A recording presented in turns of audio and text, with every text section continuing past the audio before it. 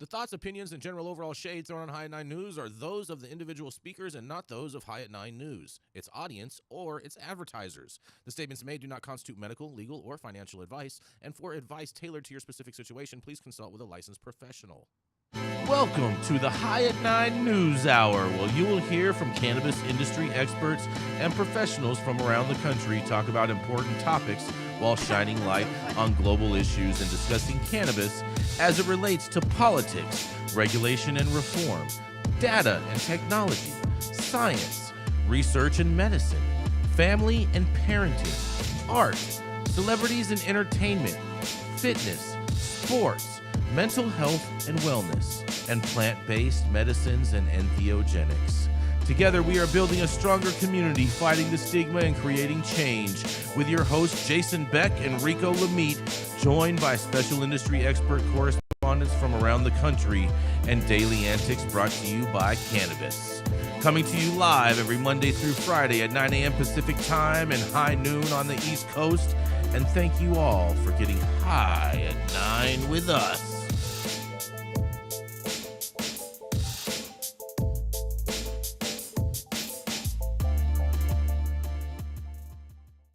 Oh, yeah. Good morning, everybody. That's right. It is Monday, April 29th, and today is National Shrimp Scampi Day, Rico. It's also National Zipper Day. Make sure you pull up your fly. And it's also National Peace Rose Day today.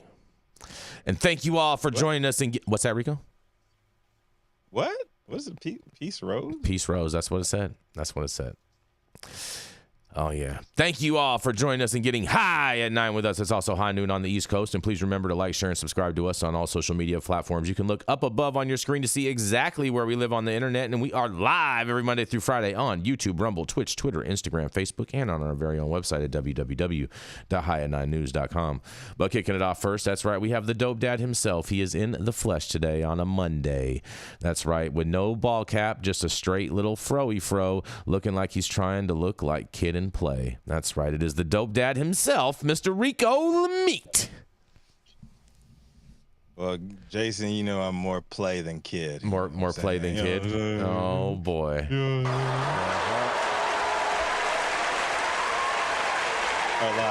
Our live studio audience enjoyed that one. So I got a little glow to me today. I don't like that. Oh boy. But let's talk about 2018, Jason. It was a magical year. It was the year that MedMen opened its first retail dispensary in California. The first couple of them, I should say, calling itself the Apple Store of Weed. Its clean-cut, brightly lit store interiors with light wooden showroom shelves and cannabis displayed in glass housings stood in stark contrast to most of the gray market Prop 215 shops that came before it. Adam Bierman, MedMen co-founder and CEO at the time, was the cannabis industry's first Uber Chad. And he never quite fit into what existed before his arrival. He had already built an insider reputation for alleged shady business tactics, allegedly using racist and sexist rhetoric, among a lot of other things he'd soon be sued and forced out of his own company for. But 2018 was clearly the beer man's year. The fact he looked like a quintessential white boy stockbroker that went straight from the frat quads to middle management at his daddy's firm meant the retail bet that he was making on a federally illegal industry was worth more than Malik, Jose, Keisha, even Becky's. And the white boys up north, they found that his game was looking quite familiar, and they awarded him with a $3 billion valuation as MedMen IPO'd in Canada. The Chad era in cannabis was ever the same. But just like 9 out of 10 other mainstream American businesses fronted by people who look just like Adam, with more confidence in their resumes than actual experience, the cracks would soon begin to show. And no matter how many 7- and 8-figure rounds of rescue funding were thrown at MedMen by deep-pocketed daddy figures who wouldn't even think to support Black or brown-owned businesses with deep-seated community roots, in the end, it was never enough. Because late Friday afternoon, Jason, President Incorporated, the company once hailed as the cannabis industry's first unicorn, announced that it had filed bankruptcy in Canada, citing 561.5 million Canadian or 410.4 million American dollars of liabilities months after the company's stock plunged to $0.00 a share. And all its executives departed despite having sold off all the assets to raise cash. Though the announcement came Friday, it officially filed on Wednesday, citing current financial conditions and the inability to pay debt. CFO Amit Pandey and each of the company's board of directors resigned before bankruptcy proceedings began. According to Seeking Alpha's reporting, last Tuesday, the company placed its U.S. unit, MM Cannabis USA Incorporated, into receivership in the Los Angeles Superior Court to facilitate the liquidation of its California-based assets. A statement by the company said that the decision to close operations and start bankruptcy and receivership proceedings was made after careful consideration of the current financial condition of the company and its subsidiaries, their inability to pay their liabilities as they become due, and the anticipated enforcement actions of secured creditors. And MedMen spiraled over the past several years as troubling financial reports began to leak. And although MedMen's run as a company might be done, the lasting effect of the house built by Bierman lives on. Adam walked so the Chads today could run. See, back in 2018, the idea of nationwide social equity conversations being so's like Curaleaf and Truleaf never would have taken place. Look at us now. We're all here thanks to Mr. Beer. Everybody, a true one of one. So if you got one to spare, please put it in the air. For MedMen, this week but never forgotten. May you forever be the Trump Organization of Weed. I'm Rico Lamitte, the dopest dad on the street for Hiatt 9 News. Man, oh man. So I'm wondering how this proceeding is all going to shake out, because you mentioned bankruptcy and you also mentioned receivership, and MedMen is a Canadian company, so they can file for bankruptcy. Yeah. But yeah, they went bankrupt in Canada, but here, like, I don't know. Yeah, they're selling off. Are they selling off the tables, the copiers, the staples, and then it's just done? I mean, yeah, in the U.S., they have to go through the receivership process. That's what I thought. Yeah, they're plant touching. Mm-hmm. I mean, how's that going to play out for them if they're filing bankruptcy in Canada and then going through a receivership process in other states? The receiver in the U.S. will be in lockstep with the bankruptcy court, and I'm certain that the way it goes is depending on when you put money in, how you put money in, how it's secured. There's an order in which the creditors get paid back. And so the bankruptcy court up in Canada is not at all beholden to whatever's going on in the U.S. unless there's some document that was introduced in Canada, that requires that. So it'll be interesting to see how it all shakes out, because the majority of what MedMen did was it bought a bunch of high-priced real estate. That's all going to be secured. So we'll see, what's left to be distributed. I'm guessing nothing. Yeah, that would be my guess too, Jamie. 100%. They're going to distribute a whole big old nothing sandwich to a whole bunch of nothings. And what do you want to bet that a lot of those executives have positioned their unpaid bonuses and things like that in first position? Yep. So you'll still see more raping and pillaging, is my guess. But wouldn't creditors be the first one in and out, like as far as like taxes and municipal agencies and stuff like that? Taxes are always at the top. Yeah, the government always stacks the deck that way. However, the board has liability for taxes in Canada. Oh. The way the Canadian rules work, if you sit on a board of a Canadian company and the company doesn't pay the taxes, that Canadians will go after the board members. Interesting. I remember the story that we covered before. I want to say a few months ago. They were already positioning themselves for this, right? And the interim CEO, he had done this like 3 times, I guess, or like a bunch of times in mainstream America for other corporate. And he was literally just brought in to sell off all of their shit, make as much money as possible, and get the fuck out. Mm-hmm.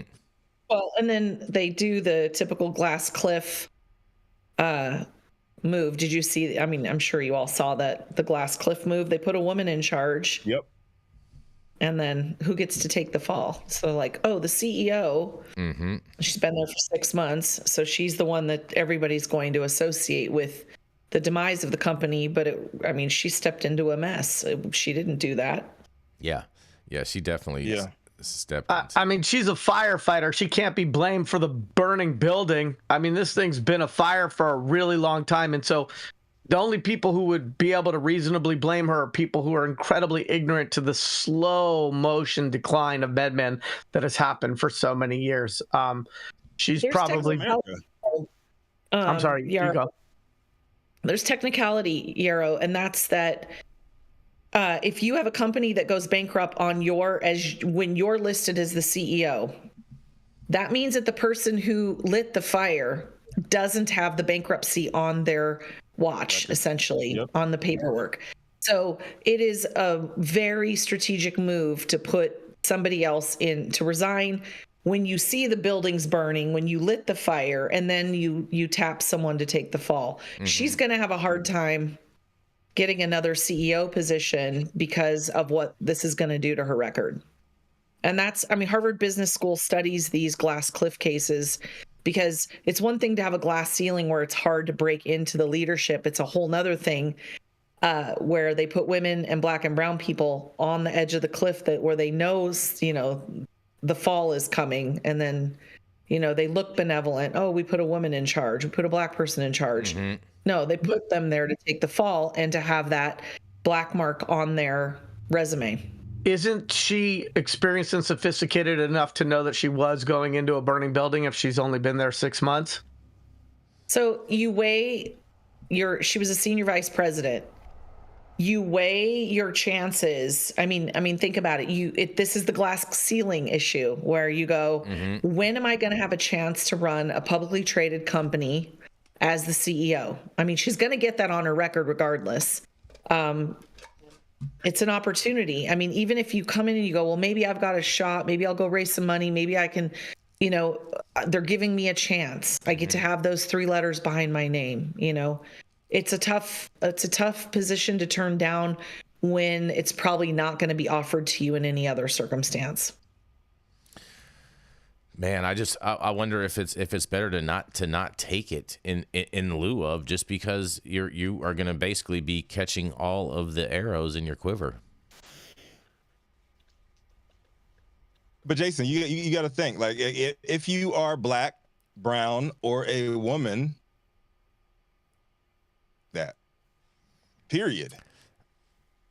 So like do you take it and run the risk that they're going to go under? Like, they're going to There's go no under, way that they're not going to go under. That's what I'm saying. But here's the thing. Do you ever get that experience and you can never to make a lateral step? I guess if you think that you're Tom Brady and you're going to be like the comeback king and you have like an actual plan to try to bring them back or get them into some type of... Huh? Tom Brady was a white man, so that's a poor example for you to take. Oh, God. It is. No, it's not. It is. No, it's not. No, it's Why is it not? It's not. Tom Brady was a white male. It has nothing to do with his race. It has to do with the fact of him being a comeback type of guy. You give me another black quarterback around and had the same chance. I don't pay that much attention to football to give a shit about any of that. Example. See, well, they use a different fucking example. No. Okay. No, I'm using Tom Brady. 100%. So you guys, the concept of having a chance to succeed is one thing, but where racism and sexism really rears their ugly heads is the fact that we don't have a chance to fail. Right? So the reality is, if you come into this position and you do your best and you do a great job because you were handed a pile of crap, and you actually are able to make progress that nobody could actually see because all they see is the pile of crap, right? Mm-hmm. But maybe she came in and did a whole bunch of good things that people that aren't on the outside looking in would even recognize. The fact is, she gets the big L on her record, and that's what's hard to recover from. But where you're the Adam Bierman, you took $25 million off the table, your company goes bankrupt. Guess what he's out doing? Raising money. Round 2. Yep. He's got his next venture. Yep. Because the big L doesn't stick to him, because women and people of color don't have the luxury of coming in and messing up and going, "Oh, I learned from that. Now I'm at round 2." Round 2 doesn't materialize when you mess up. So it is a tough decision. I was in her shoes when the CEO of Bang decided very abruptly to step down, and the board asked me if I would step in as interim. I wasn't sitting there going, "Oh, I get to be CEO." I was thinking he would come back, and I was just helping my friend out while he was going through something, and I thought he would come back. Mm-hmm. And then I was trapped in that job because they couldn't find somebody to take it because everybody's like, "Oh, that's a steaming pile of shit. What am I going to do in that job?" So I had to just do the best I could. I mean, it worked out. When I left, the company was out of debt. The company was doing great. What private equity's done with it since, I don't even know what they're doing right now. But the reality is, it's a tough call when you're her or when you're somebody being offered that shot. It's tough. And on that, we got to roll into a commercial. We're going to be right back.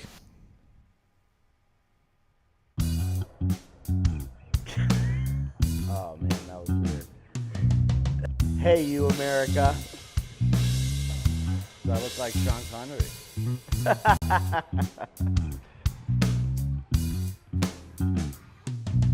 Good morning, America. Saman Razani coming to you live from sunny Los Angeles, California with the one and only highest host, Mr. Jason Beck, smoking on the best weed in the world. Did you know that we have an audio-only version of our podcast?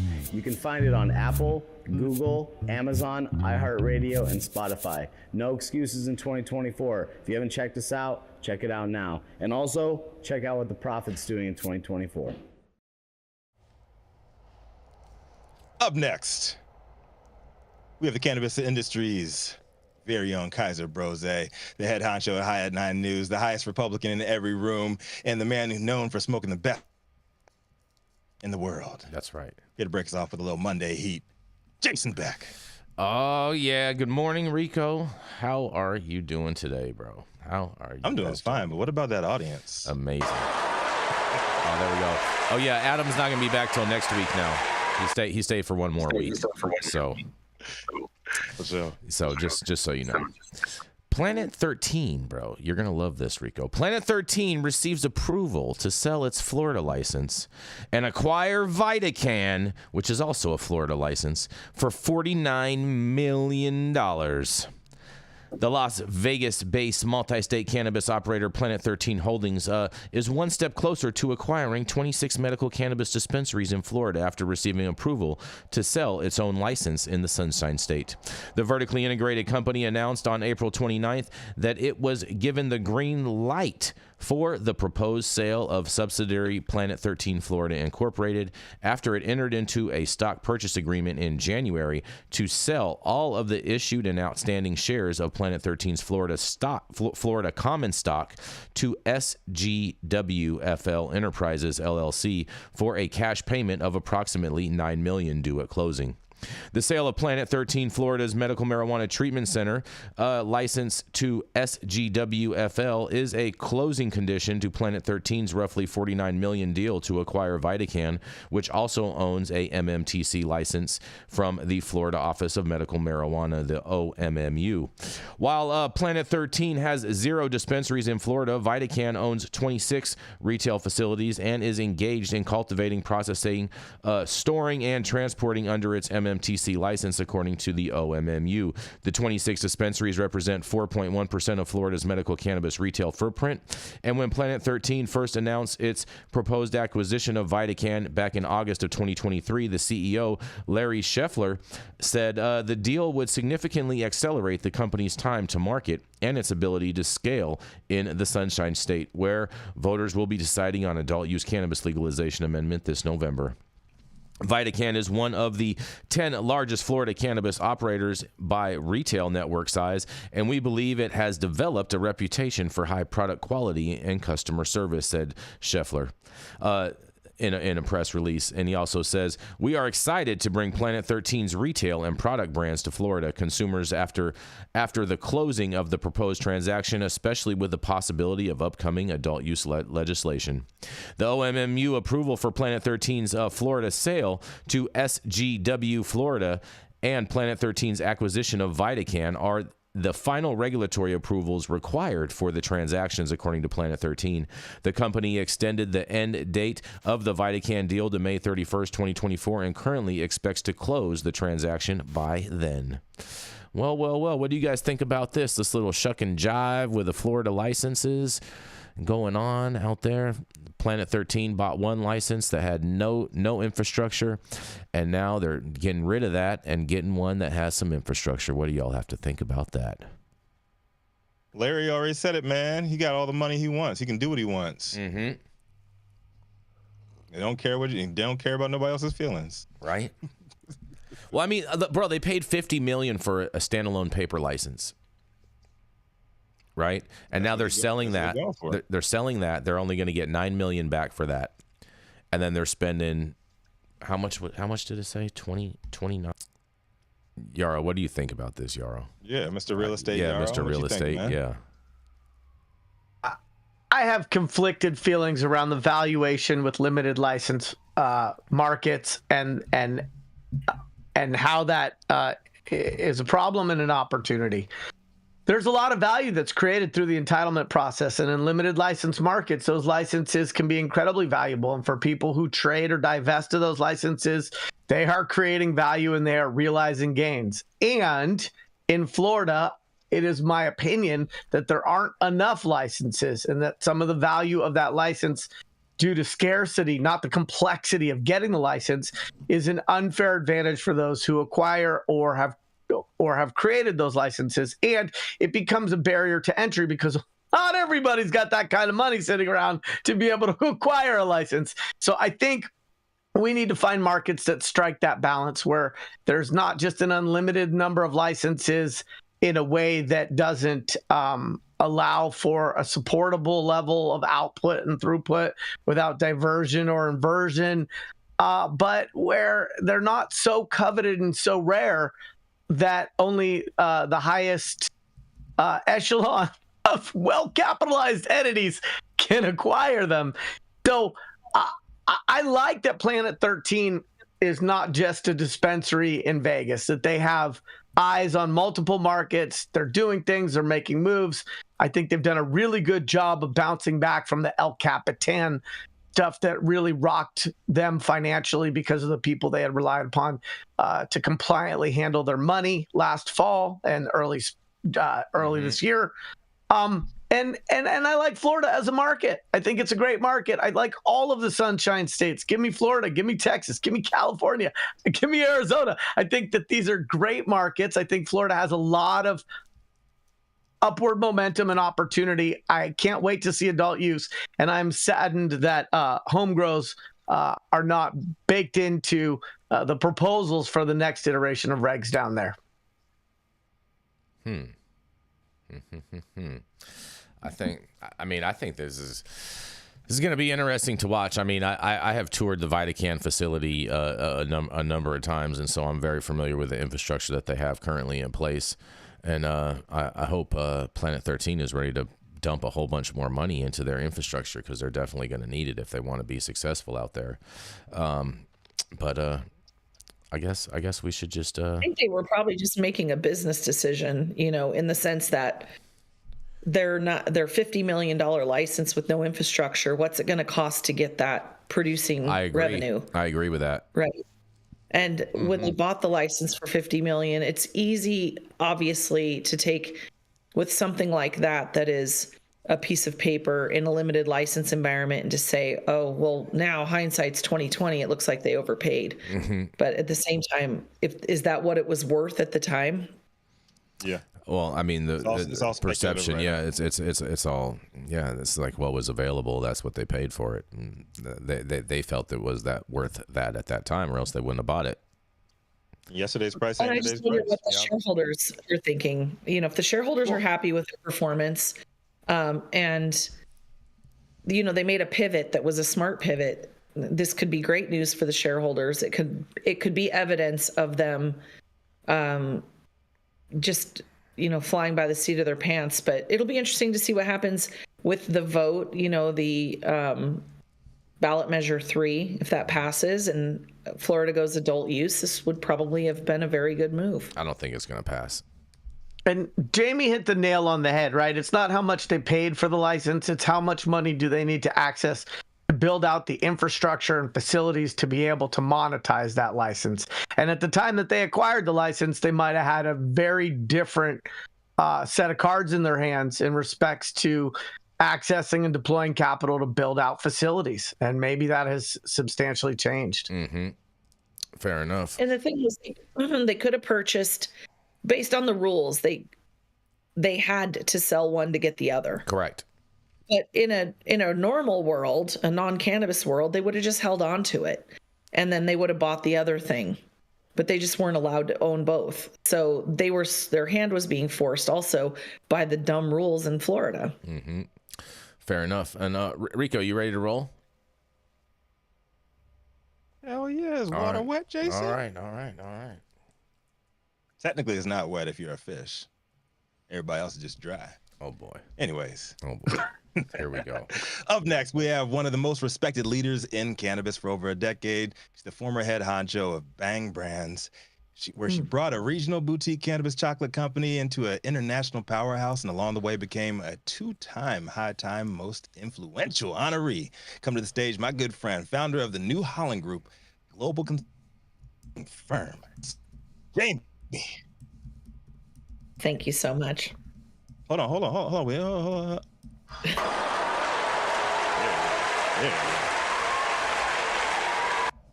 knew that was coming. Okay, here we go. All right, so I'm going to read this article about what's going on in Connecticut, which I think is super interesting.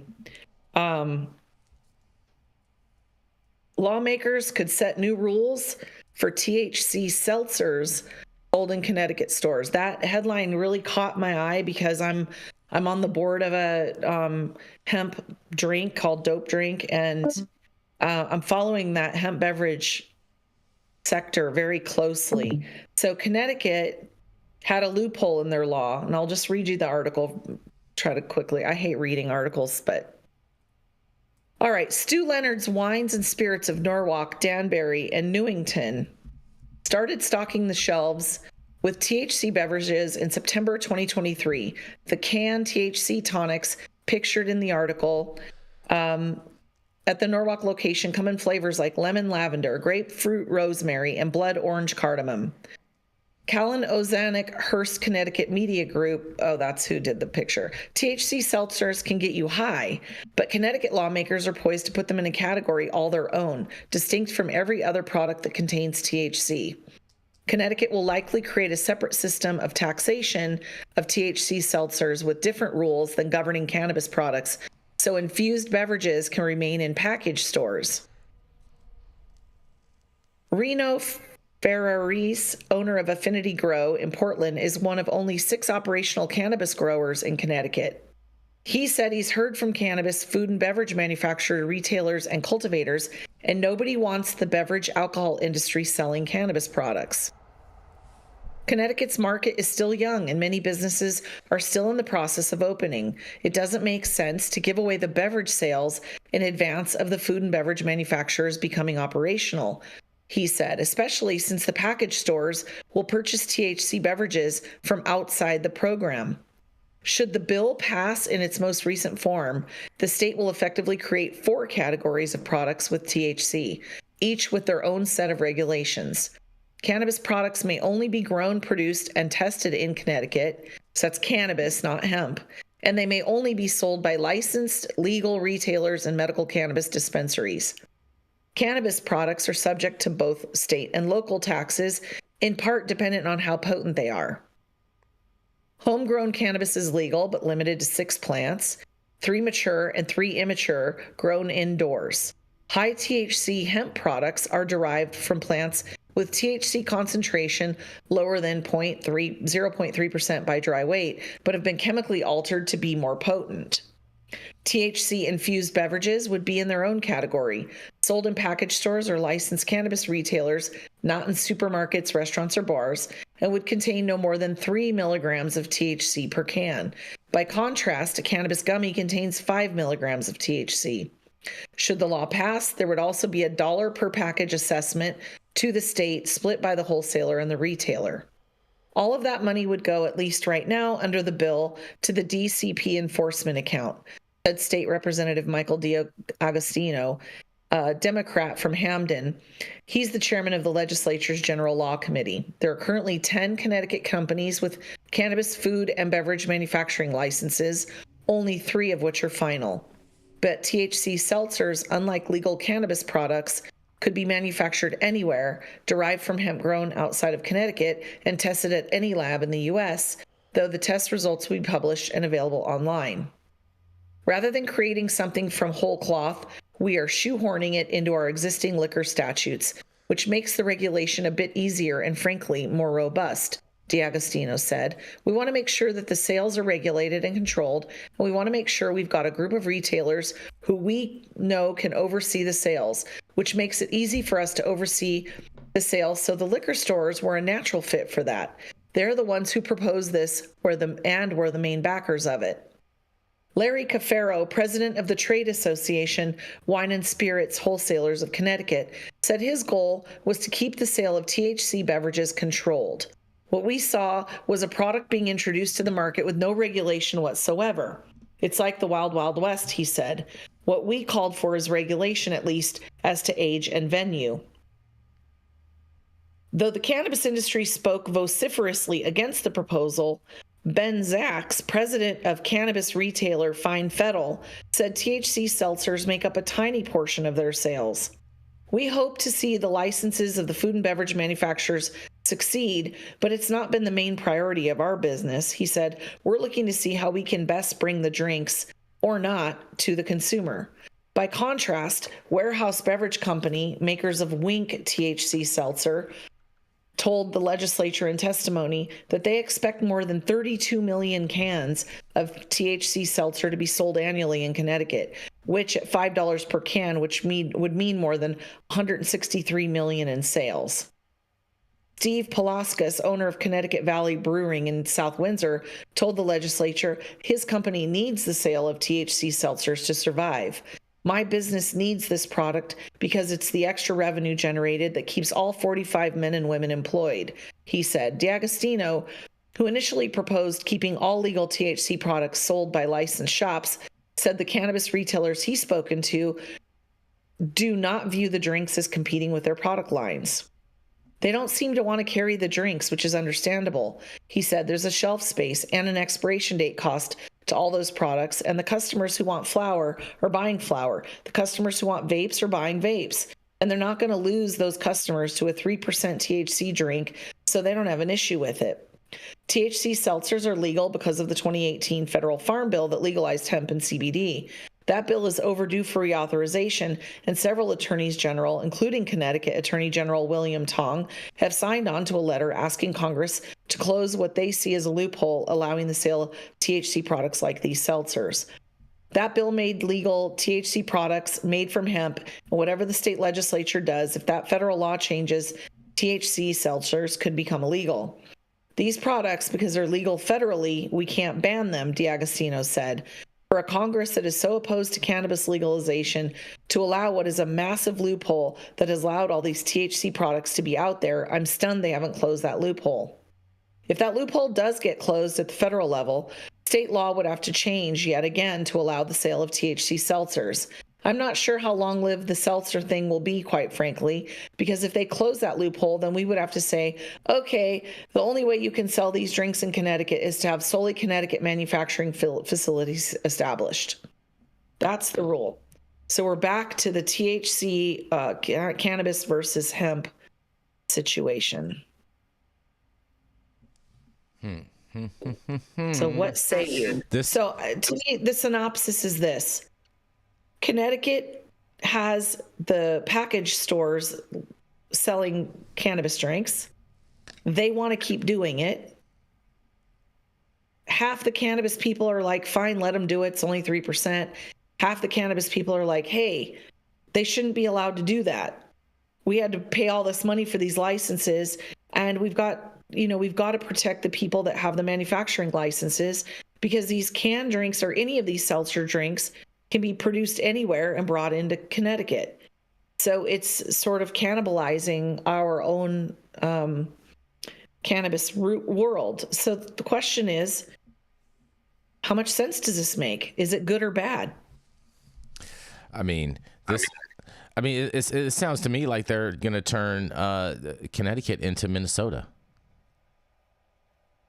Is it good or bad? I think all of that is still yet to be seen, because we're still watching Minnesota's situation play out.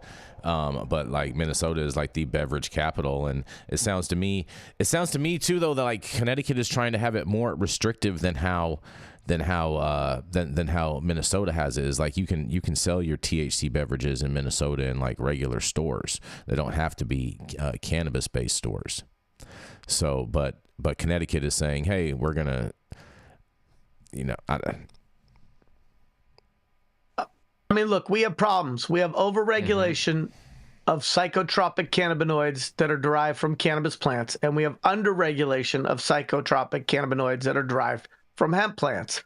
We also have the cost of burdensome compliance with regulated track and trace supply chains for cannabis operators, and then we have when it comes to hemp products. Right. And so we need to find a set of regulations that regulates according to what gets people high and what doesn't, and lower the cost and burden of the regulated industry and increase the consumer safety, potency restrictions, and quality concerns of underregulated hemp. And what's great about hemp products is that we are seeing them in stores, CPG establishments. There's a normalization that's occurring there. That's great. What's not great about it is that there are markets where age-restricted products are probably not being age-restricted, and where things that are far too potent are being sold. And I think that there's going to be some sort of tragedy, and it's going to be around something that is orally ingested, and somebody's going to lose their life, and then lawmakers are going to feel the need to overcompensate. We've been waiting for changes since the 2008 Farm Bill.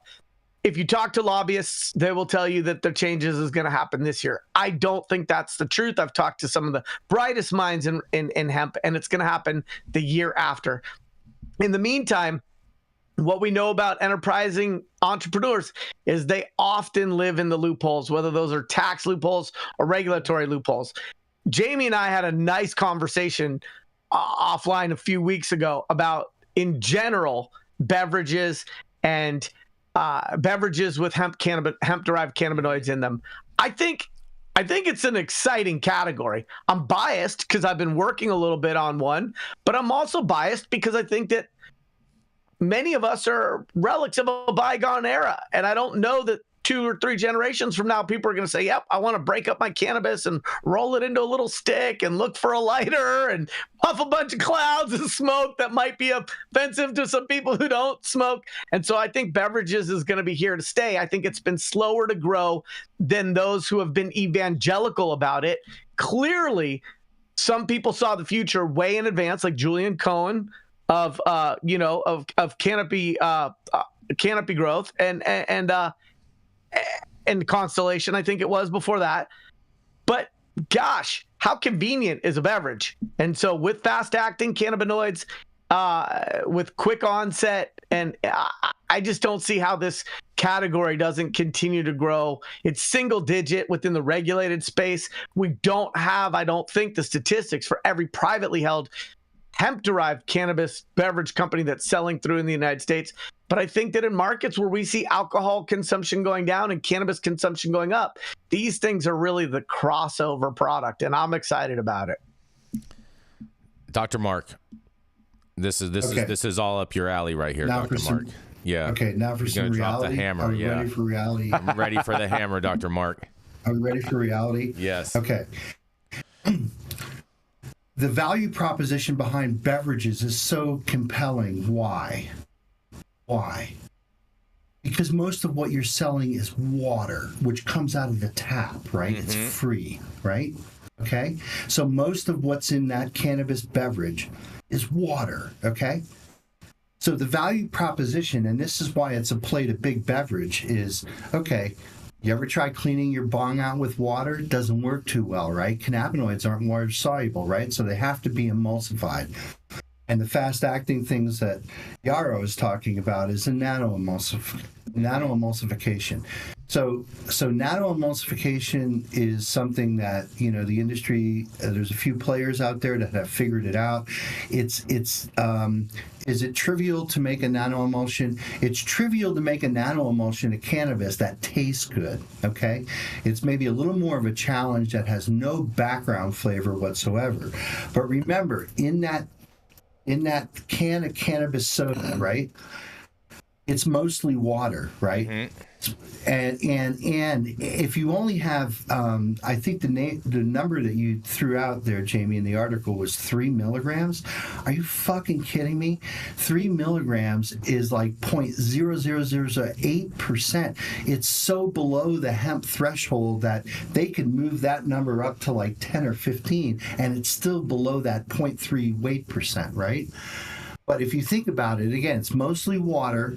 So what else is in there? There's cannabinoids, and then there's this magic emulsion that basically makes the cannabinoids not only soluble, but makes them, hopefully, so they don't lose potency while the can is sitting on the shelf, right? Mm-hmm. But,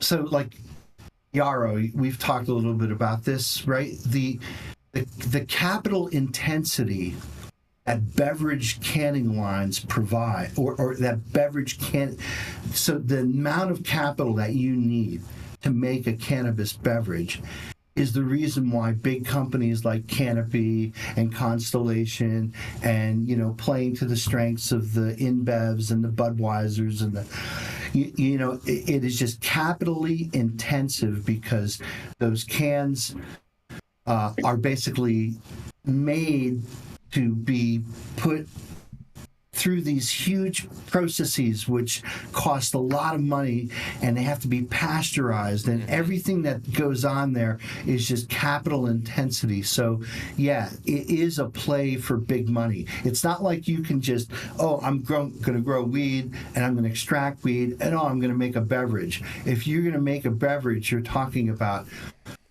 especially because if you're taking that nano-emulsion or you're taking some precursor and moving it to a canner, well, now that canner, who's probably canning local beverages for not only THC companies but non-THC companies, they have to be cool with handling THC. I would think that certain canning operations might have a dedicated canning line for their customers that are making these THC beverages. Mm-hmm. But the big, deep-pocketed folks who can basically afford a canning line inside their cannabis production facility, now think of it this way. Oh, yeah, by the way, all hemp-derived beverages are using hemp-derived D9 that used to be CBD. None of that is THC that's extracted from hemp. Zero. It's all hemp-derived D9, which is synthetic D9 that's not extracted from the plant. It's made in a chemical reactor. And the reason why is because beverages, like most cannabis products, are existing in a commodity market. Proverbial race to the bottom, right? So in any commodity market, a low-cost supply is going to win all the time. all the time, especially if it's spot on identical with what could be extracted from the plant. What could be extracted from the plant when you get that 10 milligrams of THC? It costs you an order of magnitude less to make that synthetically. So there's no question. There shouldn't be any question in anyone's mind. All hemp-derived THC that's in hemp-derived beverages is being made synthetically. And it ain't being made at the place that's canning the sodas, right?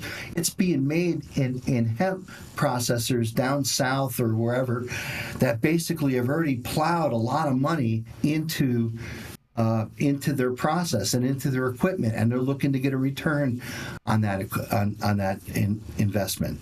So, this is for you again the shit show that basically has been brought to us by the Farm Bill, and brought to us by the fact that they still haven't figured out how to properly regulate CBD, let alone THC, out of the Farm Bill. And we could talk about the Farm Bill all we want, but the Farm Bill doesn't do jack fucking shit to what happens to CBD after it's been made into isolate, right? They can make CBD out of hemp, right? But now it's being chemically converted to THC. How does the Farm Bill affect that? That thing is so far removed from a hemp plant, it's just ridiculous. So holding out hope that somehow the hemp or the hemp-derived D9 game and all these other synthetic cannabinoids is going to be fixed by the next version of the Farm Bill, you're fucking dreaming. They're dreaming. For you, Dr. Mark. The way it was described to me was, if you extract vitamin C from a lemon and you extract vitamin C from an orange, the net result is you still have vitamin C. And my question to you is this: if you're talking about vitamin C is not extracted from oranges. Vitamin C is made by a bacteria that's been genetically engineered to spit out vitamin C, right? That's not true. I once squeezed an orange so hard I just squeezed the vitamin C out of it. Oh my God. But the subject matter is, if they use that bacteria on an orange or a lemon, and the net result is they get the ascorbic acid, the vitamin C, whatever it is that comes out of it.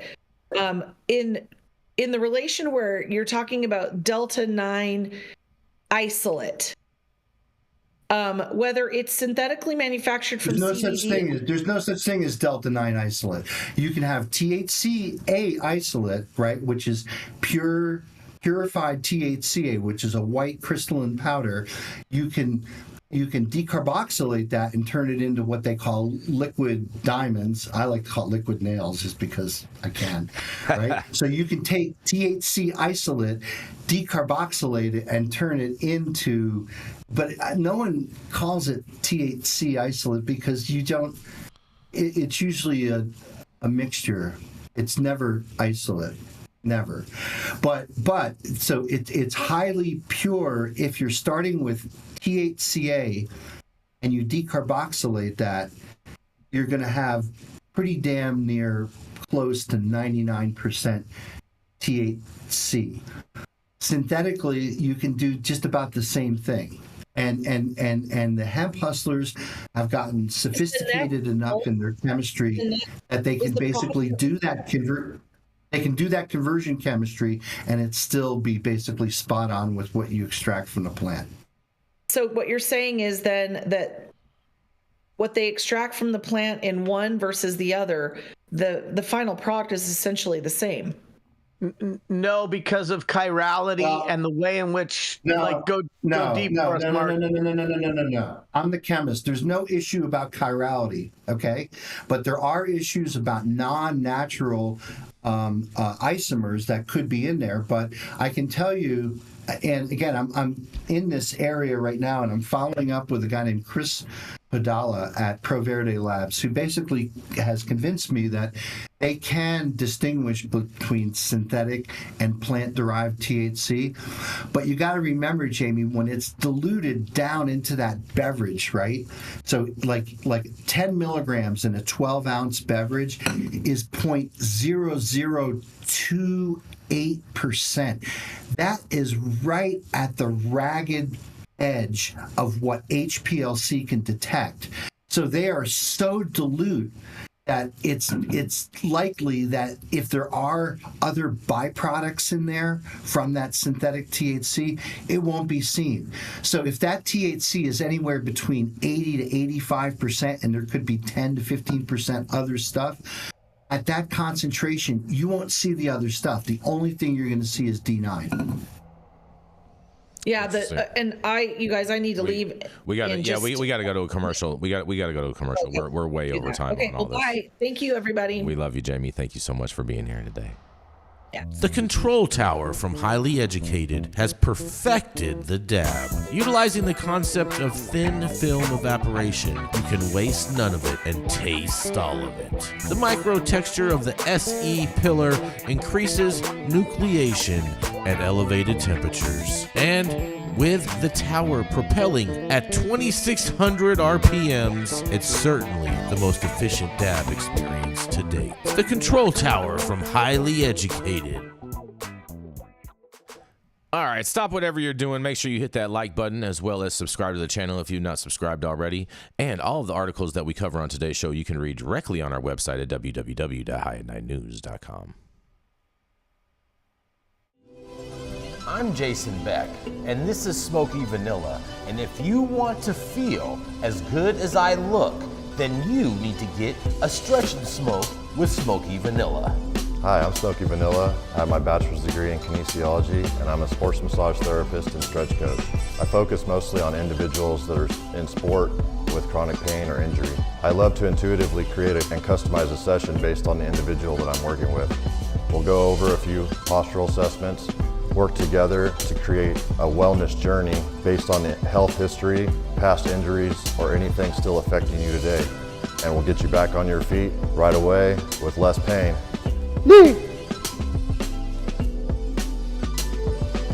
We're about to stretch, and then we're going to smoke, because we're going to get on our stretch and smoke. If you want to feel as good as I look, then you need to come on down and get a stretch and smoke with none other than Smoky Vanilla.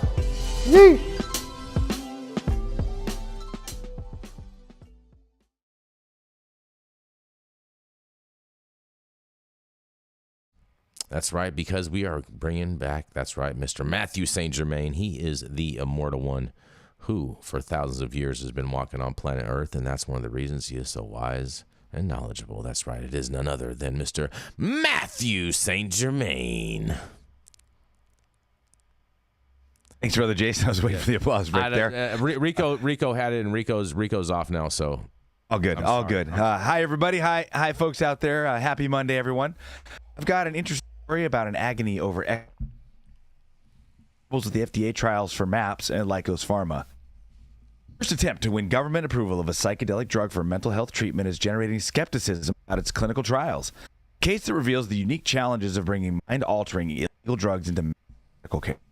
Recent independent analysis questioned the integrity of patient studies that are being used for the FDA application for MDMA. Among the most difficult to overcome, subjects in the placebo arm of the trials knew they didn't get the real drug because they didn't experience distortions in consciousness. They basically didn't get high, according to a draft report. SCER researchers said trials may have been skewed by therapist participants who were boosters of MDMA as a mental treatment, as well as large numbers of subjects who had some previous experience taking MDMA. Report cited concerns that some participants that received MDMA are pressured to report good outcomes and suppress bad outcomes, and flagged a documented case of therapist misconduct that raised safety risk. It's a huge decision with pretty sweeping consequences, as Shane Pennington, a Washington attorney who specializes in FDA regulations involving controlled substances, to be the first shot fired. It's going to be precedential, meaning setting a precedent, not presidential. ICER's report highlights the complexity of the FDA's decision, as well as considerations for insurers who use ICER's assessments to inform decisions about coverage. ICER staff acknowledged that some PTSD patients experienced substantial benefit. I think that's the real story. Found that the evidence in two positive late-stage trials of therapy with MDMA was too murky to determine a net benefit or fair price, according to a draft report last month. This is pretty unusual all the way through, said David Rind, ICER's chief officer. If this is the best trial that can be done, it's not that good. Lykos Therapeutics, company seeking the drug approval, has said the FDA is expected to make a decision by August, and it supports the agency scheduling an open public hearing. We stand behind the design and the results of our clinical trials and are grateful to the patients and investigators who participated. Brett Waters, executive director of psychedelic advocacy group Reason for Hope, the ICER report gives too much weight to concerns from a small number of people, and that the benefits of MDMA therapy greatly outweigh the risks. If we overregulate, people won't be able to afford it and will be driven back to the underground. The MDMA research has already proved its bona fides in decades of private clinical. A lot of that happening up. FDA said it couldn't comment on pending applications. The agency last summer published guidance for companies developing psychedelic medications, acknowledging the unique challenges of taking clinical trials. Zoloft and Paxil are approved by the agency to treat PTSD, a condition that affects about 5% of U.S. adults. But the drugs don't always deliver relief and come with a ton of side effects. MDMA releases chemicals in the body that affect mood and behavior and subdues brain activity associated with fear while promoting trust, according to MAPS research, enabling patients to openly discuss traumas and locking their own inner healer. It's a very kind of new age with spiritual components, said Bruce E. Wampold, a counseling psychology professor emeritus at the University of Wisconsin at Madison, who has studied the effectiveness of psychotherapy in clinical trials.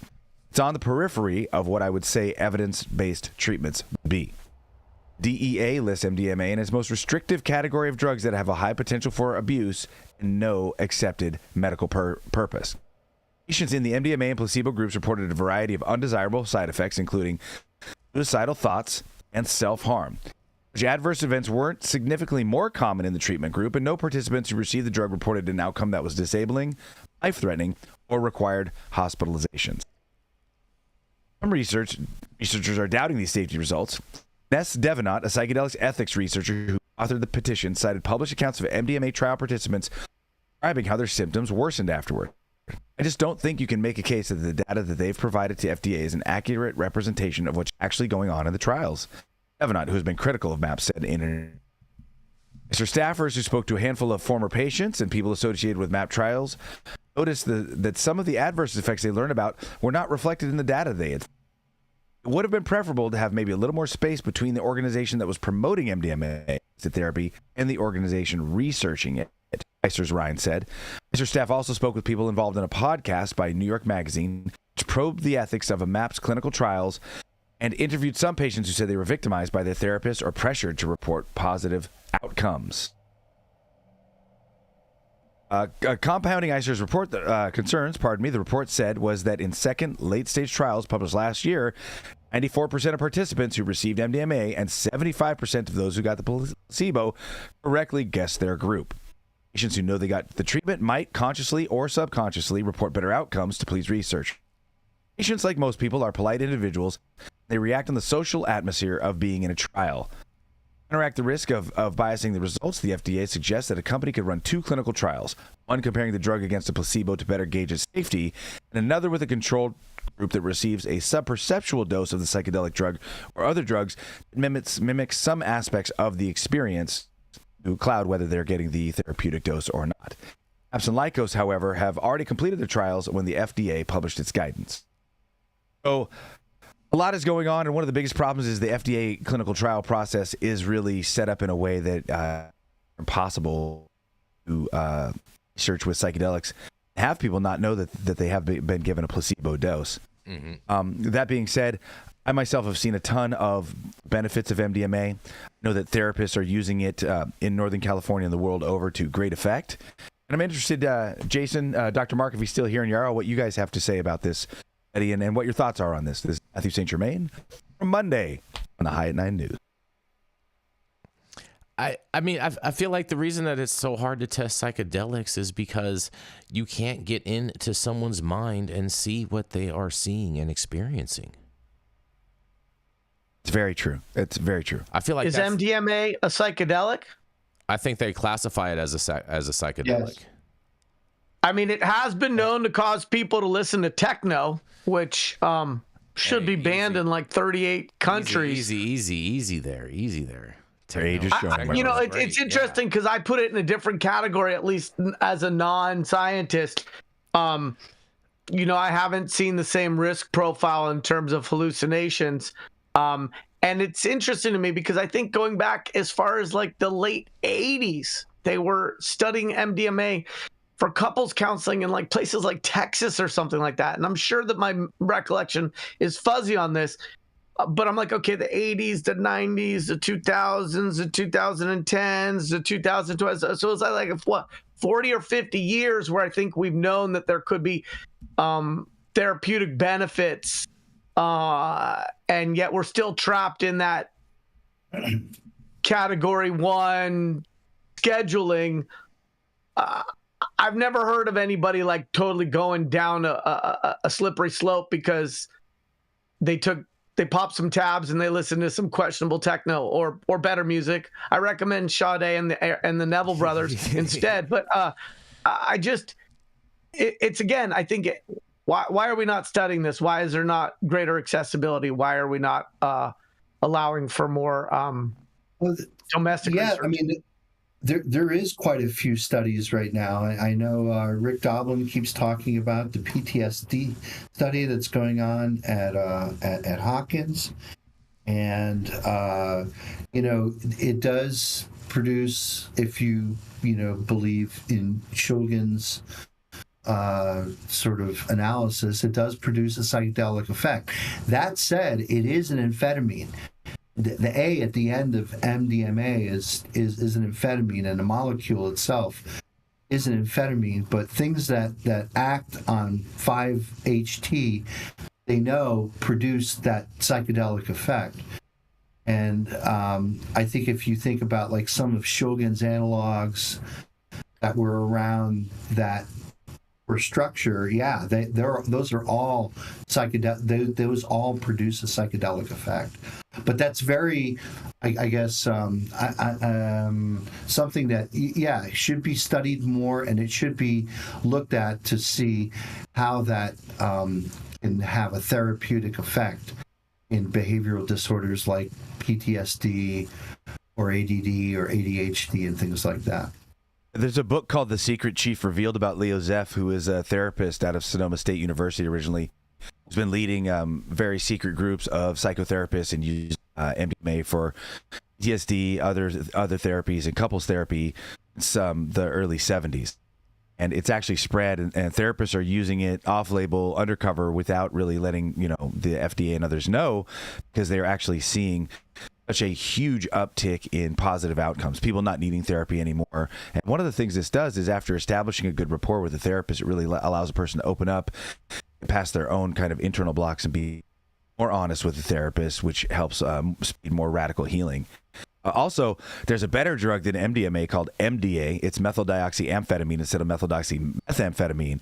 And it is highly psychedelic, incredibly visual, much clearer, and gives you less of the jaw and less of the methamphetamine side effects of MDMA. It also lasts, 2 to 3 times as long. Just want to put that out there. So, as for MDA, by name, not MDMA. Oh, boy. That being said, these substances have had a track record of amazing use and efficacy. Biggest problem is that the FDA trials are really designed for single molecule therapy get through that are approved by the pharma, used by these pharma companies and patented, capture all the money. The majority of these single molecule therapies are actually plant derived. A lot of times you can get these plant derived healing powers, not always, but a lot of the time, from actually plant sources. You get other alkaloids, phytols, esters, and all these other different chemicals with them as well, and you see a lot less side effects. That being said, the FDA clinical trial, I'm sure Dr. Mark can really give us intelligence on this, is for discrete single molecule therapy. Another thing that really messes it up is, when you've taken a psychedelic, it's not like a blood pressure medication where you can't figure out if you're on the placebo. Mm-hmm.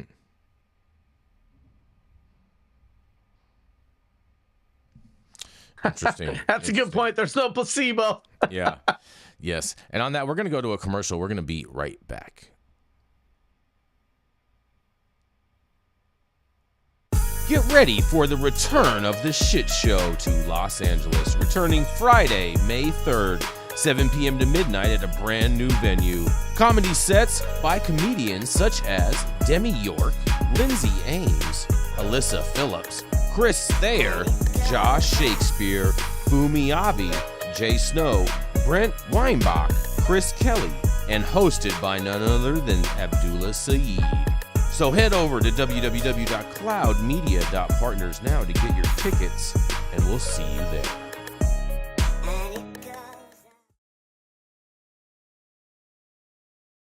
Mr. Yarrow Kubrin, he does real estate, he does cannabis, and every once in a while you can find him selling a grow house too. That's right, it is none other than Mr. Yarrow Kubrin. Every introduction on this show is like a hazing. Yes, yes. Well, I thought you liked haze. I do. Okay. Actually, All I right. do. There we go. So, good morning. Good morning. Hi at 9 News viewers. Thanks for tuning in here Monday, April 29th. As you've probably seen, I've covered this article in its previous iterations and chapters, and so I'm back to the same well. This article today is about Brittany Grenier. So without further ado, my article today, published today. Brittany Grenier blames leaving cannabis oil cartridge in luggage before Russia arrest on mental lapse. Grenier was held for about 10 months. This was written by Ryan Gatos. Brittany Grenier was arrested at a Russian airport in 2022 when it was discovered she had cartridges containing cannabis oil in her luggage as she returned to the country to play basketball. Grenier blamed a mental lapse for having the cartridge in her luggage and flying to a country where marijuana and medical cannabis are still against the law. She was imprisoned from February to December before she was part of a prisoner swap for arms dealer Victor Bout. The WNBA star talked to Robin Roberts about her detention on ABC's Good Morning America. A snippet of the interview aired Monday, with the full segment being released Wednesday. Roberts asked Grenier what she had to say to the skeptics who could not believe she had simply forgotten she had left the cartridges on her. I would say, have you ever forgotten your keys in the car, left your car running? Have you ever asked, where's my glasses? And they're on top of your head. Where's my phone? Oh, it's in my pocket. It's just so easy to have a mental lapse, the Phoenix Mercury Center said. Granted, my mental lapse was more on a grand scale, but it doesn't take away from how that could happen. Roberts also asked what was going through Grenier's head as she was being searched. Just everything that I'm not going to see. I'm thinking about my wife, she said, thinking about my family, what my family's going to think, public opinion is going to think. I just see the headlines now, like I could just visualize everything I worked so hard for just crumbling and going away. And to be somewhere where there's no understanding. In the U.S., I can articulate what happened, how this happened. I didn't plan to do this. This was a mistake. It was an accident. I understand accidents have repercussions, but there's nothing. There's none of that. Grenier returned to the Mercury last season. She was an all-star for the 8th time in her career. This is Yarrow Kubrin, Hiatt 9 News. I'd like to know what my other guests and panelists think and have to say about this. Maybe she was just high and forgot. I mean, I don't understand why this is even coming out now. This is just weird to me that this is even coming out and resurfacing as a story. Well, I think the story is about a heroically and uber successful American athlete who was used as a political pawn, and I agree that this mental mistake could happen to anybody. And it's coming out now because it's a teaser to a show that's coming out Wednesday. So I am covering the chumming of the digital waters that they are doing in order to get more eyes on that show on Wednesday. My hope, as I've said before, is that somewhere in that show on Wednesday, Brittany Grenier uses her non-basketball platform to talk about the other prisoners in Russia, American citizens who are still being held because of cannabis, and that she alley-oops the opportunity to advocate for the release of all cannabis prisoners, the way she's done an amazing job being a basketball star. I think that's a whole bunch of wishful thinking, Yarrow. I don't think they're probably not even going to let her do that on television. Why would they let her do that? Well, my guess would be that when she has the spotlight, she has some level of creative latitude to decide how she responds to questions and what she talks about. I think you're dreaming in a dream world. But I think maybe I think I might even want to tune in and watch and just offer commentary throughout this thing. This sounds pretty interesting, and I think that might actually be funner. Personally, is just to watch it and talk trash and whatnot. Well, I think it's a simple litmus test. Do cannabis prisoners or former cannabis prisoners leverage their 15 seconds or more of fame to advocate for the release of other cannabis prisoners? And if they do, God bless them. And if they don't, shame on them. That's all. In all honesty, I hope that she does do something like that. I mean, I would feel a lot better about the whole situation if she did do that overall. But what I'm saying is that I'm not going to hold my breath waiting for that to happen, because I think I would probably pass out before that did happen. That's all. Mark, what do you think? I don't know. I just think it's much ado about nothing, Yeah. I mean, okay. Was she smuggling? No, she wasn't smuggling anything. She had a couple carts on her, It's like, oh, God. If everybody gets, I mean, and in fact, don't they tell you at the airport, don't put it in your luggage, right? Keep your vape pens on you. I mean, well, you need your battery on you because those lithium batteries can catch on fire. And And when they depressurize the cargo hold. But isn't it true? I mean, take on a deflated neck pillow, right? Take a hit of your vape pen and blow it into the neck pillow. It's totally works. Yeah, dude. That is the way to use a vaporizer on the flight. Oh, and that way, Dr. Mark dropping knowledge. Yeah. Yeah, man. So the deflated neck pillow is where you want to blow your vape pen hit into. That's interesting. Or just get a smoke buddy. Smoke buddies do a pretty good job too. But we're just give it to the leader of Russia. Putin be puffing. I'm sure behind closed doors he's got his little head stash. I love it. Well, I mean, I guess at this point in time we're gonna roll right on in to Dr. Mark Chaldone out of the great state of Vermont in the Champlain, Vermont area region. He is going to deliver us his story from Friday when he was unavailable to deliver it on Friday, and it is a fascinating scientific exploration that I can't wait to hear all about. That's right, is none other than Dr. Mark Chaldone.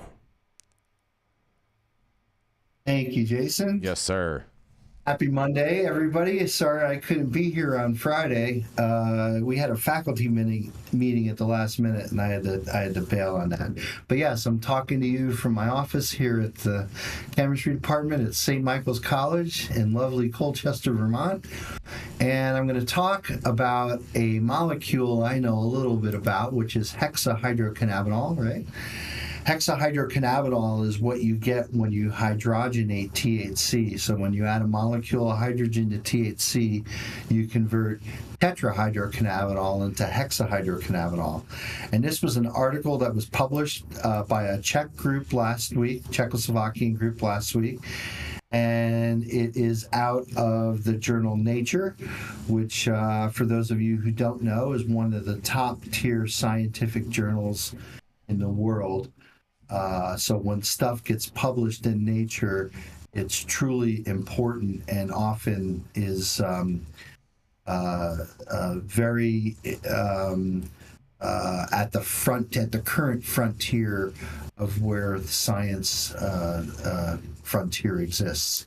So the title of the article is Hexahydrocannabinol and Delta-9 tetrahydrocannabinol driven activation of the CB1 receptor results in biased intracellular signaling. And so what this group did is they looked at how HHC impacts neuronal cell signaling in an area that I'm very interested in, which is that do these things act at the CB1 receptor? And if they act at the CB1 receptor, do they behave like other compounds that we know act at the CB1 receptor? So cannabis sativa plant has been used for centuries as a recreational drug and more recently in treatment of patients with neurological or psychiatric disorders.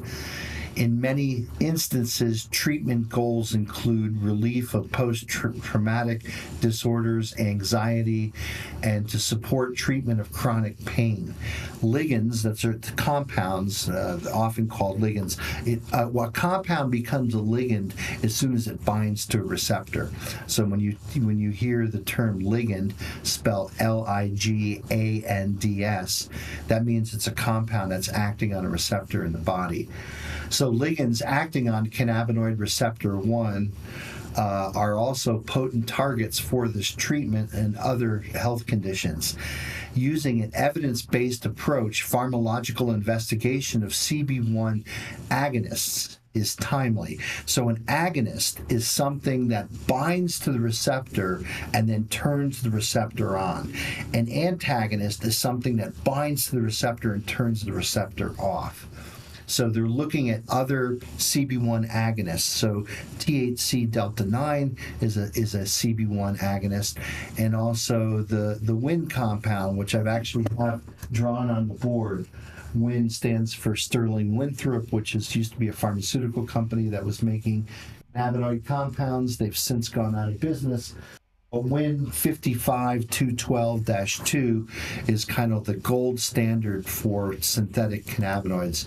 You'll see that this compound resembles THC in the least bit. It doesn't look like a phytocannabinoid at all, but it still has the right molecular spinach to basically bind to the receptor and act as an agonist.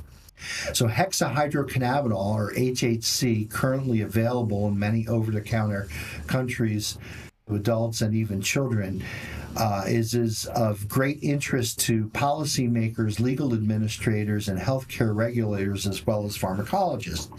Herein, we studied the pharmacodynamics of HHC epimers. Okay, so what is an epimer? So when you hydrogenate THC and you make HHC, you make two epimers. You make the R and you make the S epimer. And that's because the hydrogenation could happen from the top of the molecule, giving you the S isomer, or the bottom of the molecule, which is going to push the methyl up, giving you the R isomer. So typically in HHC today, it's a mixture of both R and S isomers that are in there. So those are called epimers. We compared their CB1 mediated signaling pathways activities and compared them to pathways activated by delta 9 and also the WIN compound, which I have drawn on the board. We provide evidence that activation of CB1 by HHC linkage, which is only broadly comparable to those mediated by delta 9 THC, and both HHC epimers have unique properties. Together with a greater chemical stability of HHC compared to delta 9 THC, these molecules have potentials to be part of modern medicine.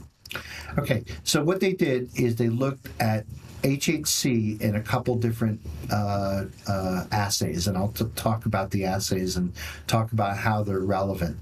So what they were looking at was something called BRET, and BRET is a acronym BRET, which is bioluminescence resonance energy transfer. And so when you actually get the binding of these molecules to the receptor, it actually is coupled then to a light reaction. So basically they can measure the intensity of the light, which basically tells them about the intensity of the binding. And so in a couple different assays, what they were able to look at was not only the binding of the synthetic HHC epimers, but they were also able to look at G protein activation induced by the CB1 binding. And so what they find is that it's not as potent as the WIN compound and not as potent as THC.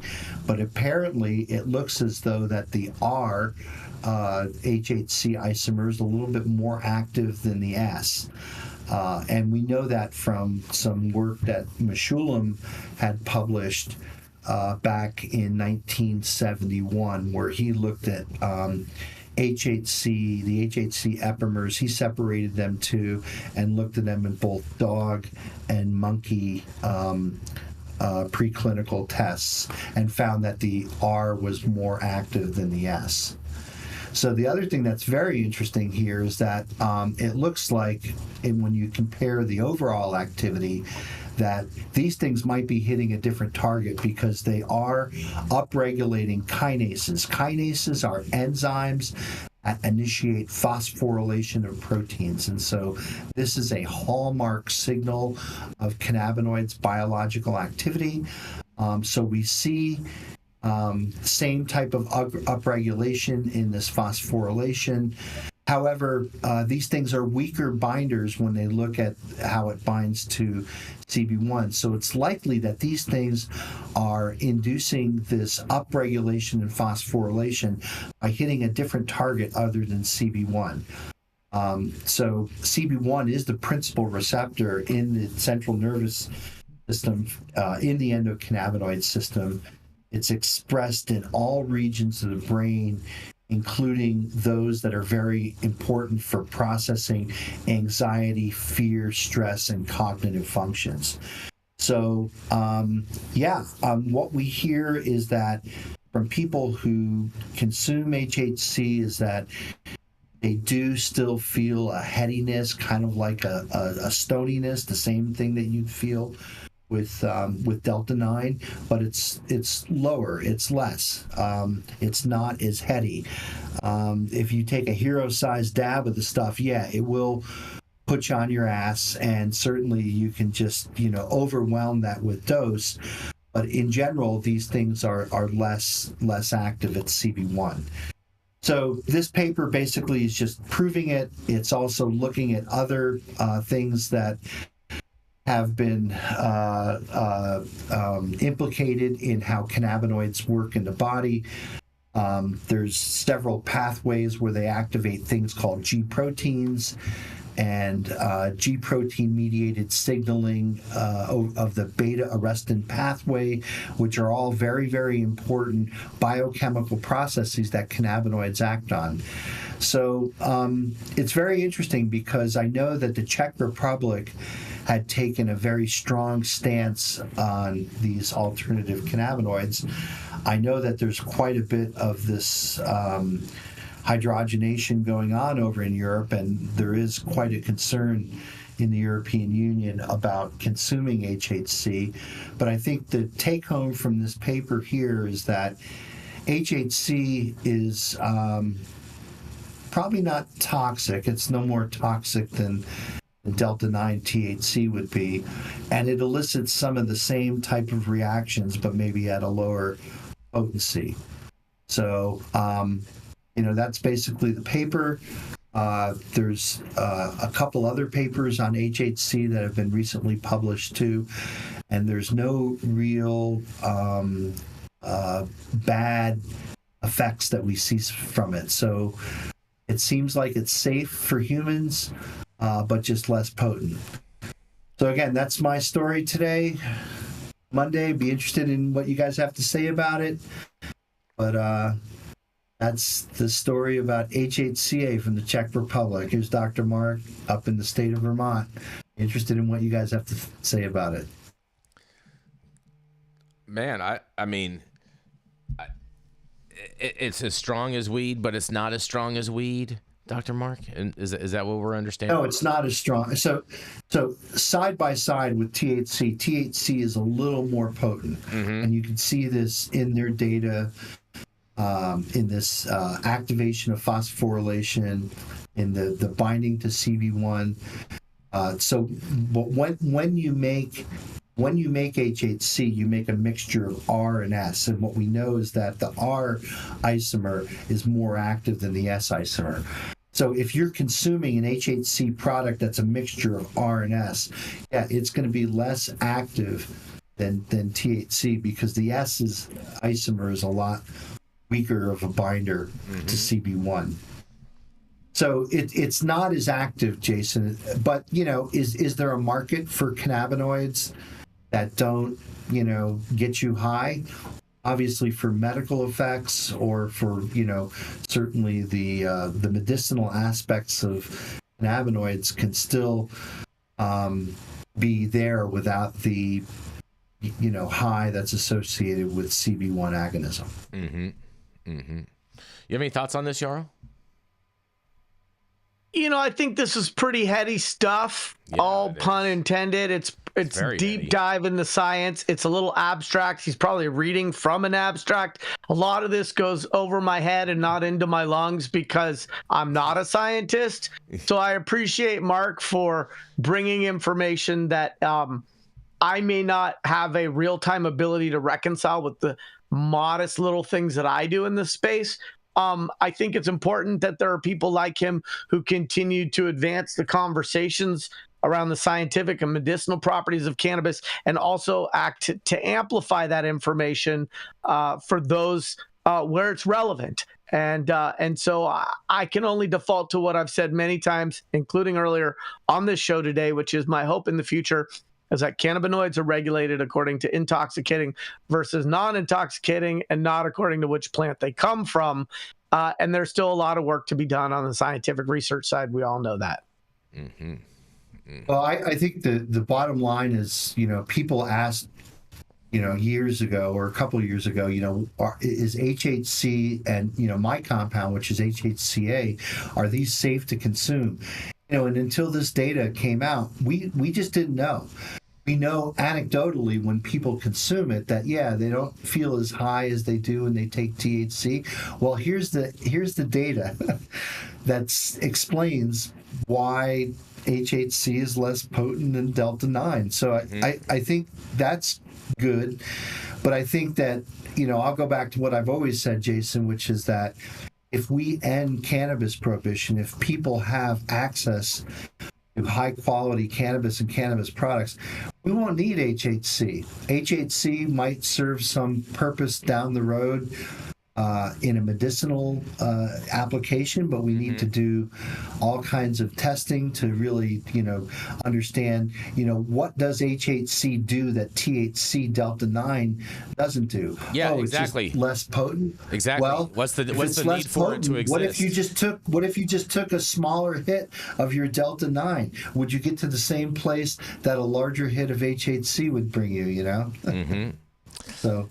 Yeah. So I think that these things, going back to something that Mathieu had said earlier, is that these could play a role in single ingredient medicine after we've taken them through clinical trials and studied them. But I don't think HHC is doing anything new here that Delta-9 THC from high quality cannabis can't do.